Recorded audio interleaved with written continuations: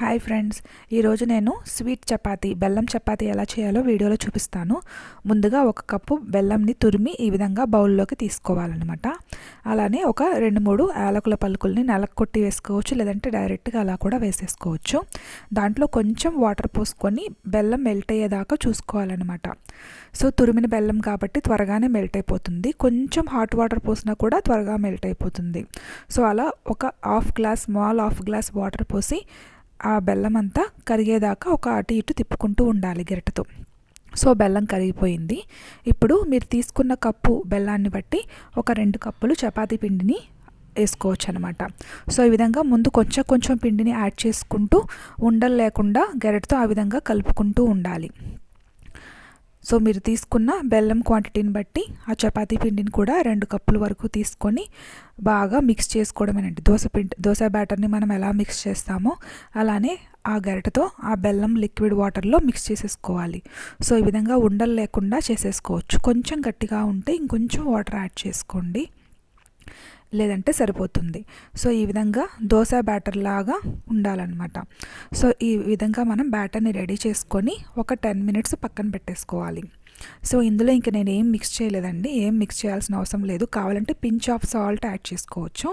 So అది add చేసుకున్న తర్వాత ఆఫ్టర్ 10 మినిట్స్ స్టవ్ మీద ప్యాన్ హీట్ అయిన తర్వాత ఈ విధంగా మీరు మరి దోశ బ్యాటర్ పిండి ఎలా వేస్తామో అలా కాకుండా కొంచెం పిండి వేశాక చాలా నెమ్మదిగా గరిటెతో అటు ఇటు తిప్పుకుంటూ ఉండాలి. అలానే ప్యాన్ కూడా బాగా కాలి ఉంటేనే చపాతీ పిండి అంటుకోకుండా ఉంటుంది.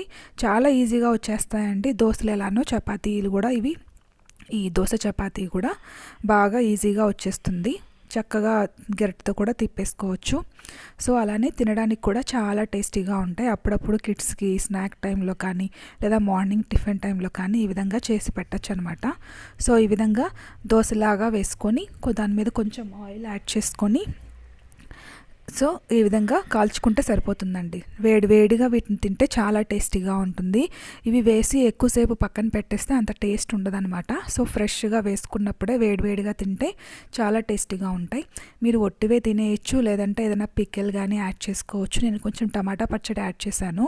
సో లైట్గా టమాటా పచ్చడి యాడ్ చేసుకుంటూ ఈ బెల్లం చపాతీలను తింటే చాలా టేస్టీగా ఉంటాయి.